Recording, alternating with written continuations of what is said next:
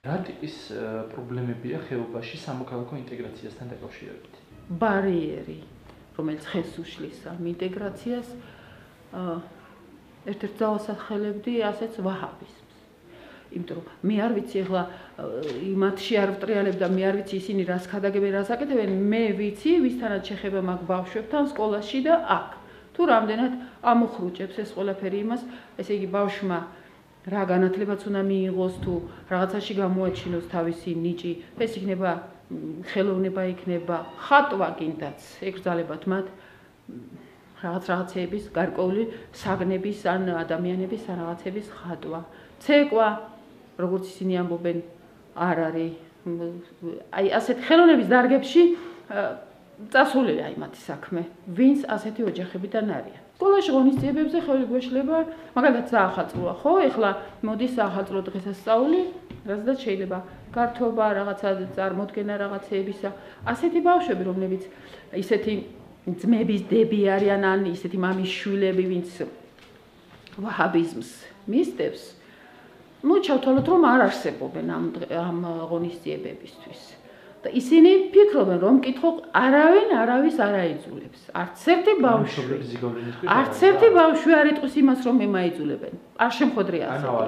ან ავალებ. საკუთარი ნებით ვაკეთებ თო. მაგრამ რამდენად ეხლა მე ყოველდღიური შეხება მაქვს ამ ბავშვებთან და უნდათ იქ მონაწილეობა, მაგრამ არაფერს ამბობენ, აინტერესებთ, მაგრამ ვერ ჩაერთვებიან. ამას მე ვატყობ, დიდი ფსიქოლოგია არ უნდა ამას. ბავშვები, რომლებიც აი ესეთი მოხურულები დადიან და ხო, დადიან. სწავლის ინტერესს საერთოდ კარგავენ. როგორც აი რომ მოდის წყალი ონკანში, რომ გადაკეტო, ასე გადაიკეტებიან ბავშვები, რომლებიც მოდიოდნენ მე-7, მე-8, მე-9 კლასელები ნორმალური მაღალი ნიშნებით, ამ დროს როცა ამ ჩაცმულობით მოდიან, უკვე მათ ინტერესი აღარაფრის სწავლაში აღარ აქვს. რატომ? იმიტომ რომ ალბათ ასწავლიან, რომ ეს არ არის თავარი, არ არის თავარი მიიღო, რა ქვია, განათლება, კონდეს სპეციალობა, თავარია ღვთისშიში კონდეს თუ რა ქვია ამას, მე არ ვიცი. მე არა ვარ ჩახედული, ისინი იქ რანაირად ასწავლიან, მე ვხედავ ხოლო პროცესს ვერ ვხედავ, მე ვხედავ შედეგს. ამიტომ თლიანად ისე განსჯას არ შემიძლია. ვერც ვერავის ვერაფერს დავაბრალებ, მაგრამ ხედავ შედეგს, რომ განათლება საერთოდ უკან მიდის, ასეთი ბავშვების იმაში, ასეთი ბავშვები არ არიან არაფრით უკვე დაინტერესებული, ან არიან და ვერ ბედავენ, მაგრამ ამას არც ამბობენ, რომ ვერ ბედავენ, ამბობენ, რომ თავიანთი სურვილია.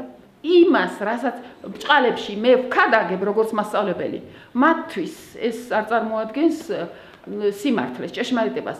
ის უფრო წარმოადგენს ჭეშმარიტებას, რასაც თქვათ, მათ ასწავლიან იქით ჰუჯრა ქვია თუ რა ქვია, დაუმთავრებელი, გაუნათლებელი, უდიპლომო მასწავლებელი, რომელმაც რამდენიღაც სიტყვა ისწავლა არაბულად, ან საერთოდაც იცის არაბული, მაგრამ მე არ ვიცი, არც ვიცი, ვინ ასწავლის, როგორ ასწავლიან, მაგრამ ის ბავშვები, რომლებიც ჩემთან ვერ სწავლობენ ქართულს, ვერ სწავლობენ მსჯელობას, ანალიზს, ამბობენ, რომ იქ დიდი წარმატებები აქვს. სად? უცხო ენაზე.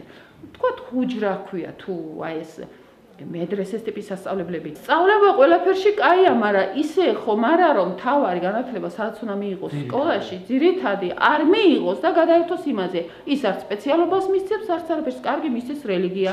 იცოდეს, იყოს გარკვეული რელიგიაში, არ არის ცუდი, მაგრამ რის ხარჯზე კეთდება ეს ყველაფერი? ის რა მაინტერესებს, რამ გამოიწვია ეს? გაჩნდა ხეობაში ასეთი მიმდინარეობა, იმათ აქვს თავიანთი არგუმენტები, მათ აქვს თავიანთი სიმართლე. რომ დასხდნენ და ილაპარაკონ, ხო?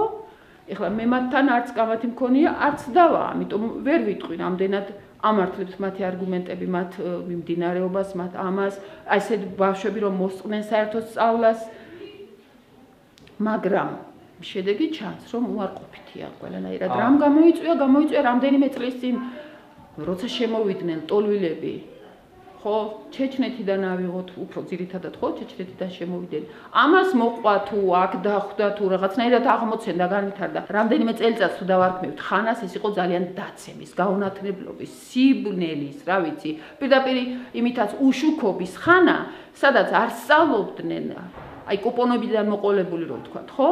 და აი ამ ნიადაგზე ძალიან ადვილად აღმოცენდა ყველანაირი ისეთი მიმართულება როგორც არის ეს ვაჰაბიზმიც, რამაც ძალიან გაიდგა ფესვები და ფეხი და დამკვიდრდა, რომელიც ძალიან ესე იგი, განგაში უნდა იყოს რა, ზარებს უნდა ვრეკავდეთ წესით, მაგრამ არ ვიცით რა გზით. ბოლო პერიოდში გავრცელდა არაერთხელ ინფორმაცია, რომ სირიაში სამომავლობებში მონაწილეობდნენ პანკისის ხეობიდან წასული ახალგაზრდები, მათ შორის რამდენიმე დაიღუპა კიდეც იქ ბრძოლებში. რა უბიძგებს მათ სირიაში წასვლისკენ?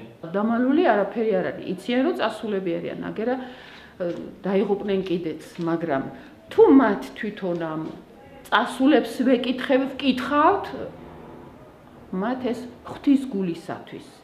მაგრამ რა ფორმით და რანაირად ამით გამოდის რომ ეს ღვთის გულისათვის არის, ალბათ თვითონ იციან, რომ ეს სარწმუნოების გულისათვის.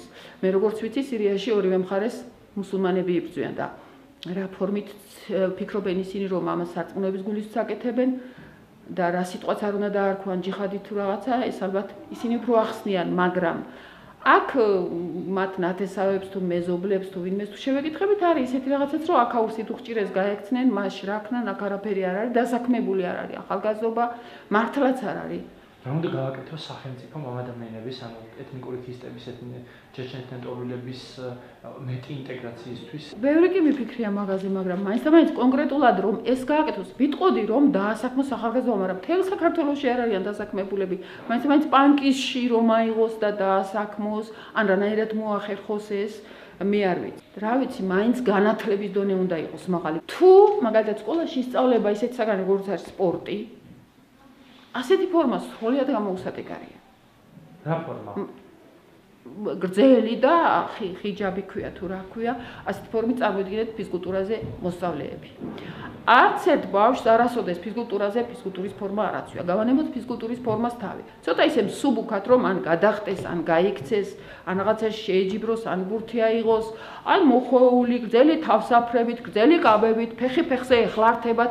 როგორ ფიქრობთ, რანაირი სწავლებაა ეს სკოლაში სპორტის ასეთი სწავლება? პირველი კლასიდანვე აქვთ ეს სპეციფიკა. პირველი, მეორე კლასიდანვე შიგადაშიგ ბავშვებს უკვე ახურიათ. რადგან ალბათ მშობლები ყავთ ამ მიმართულების, იმიტომ რომ მშობლებსაც აცვიათ ასე. მერე უკვე მაღალ კლასებში თანდათან უფრო ხშირდებიან ასეთი ბავშვები.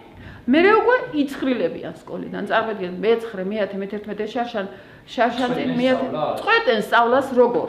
კი არ ამბობენ ჩვენ სწავლა აღარ გვინდა და აი ვიქნებით აღარ მოდიან სკოლაში წლობით და ვინღა და ნიშნავს ეს რომ სკოლა რეგისტრაციას უქმნებს ხო თავისთავად უქმნებს თავისთავად წელწადში ბავშვი რო არ მოვა სკოლაში არც შემაჯამებელი აქვს არც გაკვეთის ზენაპასუხები აქვს არც სკოლაში ამოსული რა თქმა უნდა ჩვენ სკოლაში ბევრ ბავშვს გაუქმდა ასე მოსწავლის სტატუსი ადამიანი ვხედავთ არ მუშაობს არსად სტაბილური ხელფასი არ აქვს არ არის მოსამსახურე, მაგრამ კარგი მანქანითაც დადის, კარგადაც აცვია.